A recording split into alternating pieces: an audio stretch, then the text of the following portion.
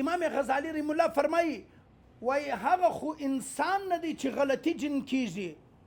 ګوره چې د کوم انسان څخه غلطي نه کیږي، امام غزالی رحم الله فرمایي وای چې د کوم انسان څخه غلطي نه کیږي هغه خو بیا فرشته ده هغه انسان. او بیا چې د کوم انسان څخه غلطي وسی هغه انسان پر خپل غلطي باندې مضبوطه ولاړی، خپل غلطي نه مني وای ما څخه غلطي وسوله دا نه مني پر ولاړی وای ما غلطي نه ده کړې، هغه چې دی هغه د شیطان کار دی، هغه شیطان دی. او کوم انسان چې بیا غلطي وکي، غلطي جن وسی او پر خپل غلطي باندې توبه وکاږي، دا د چا کار دی؟ دا د انسان کار دی.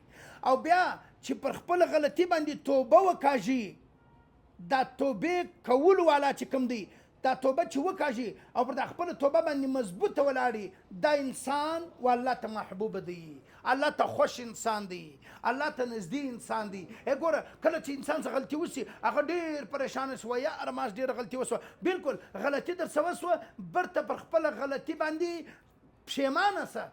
غلطي خو د فرشتې څه نه کېږي، د انسانان څخه غلطي کېږي.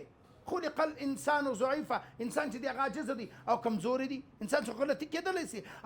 پر غلطي باندې ډټ کېرې نه، دا چې دی نقصان دی. بعضې انسانان پر خپله غلطي باندې ولاړي وایي زه خدای پوه ما دا غلطي نه ده کړې، غلطي چې در څه وسوله جن اوړه که پر ودرېدې په دا پوه چې مستقبل من برباد دی او ما څه دا چې دی دا د شیطان عمل دی. ګوره بله خبره، غلطي چې در څه وسوه پر غلطي باندې پښیماني کول، توبه کول، دا د انسان عمل دی.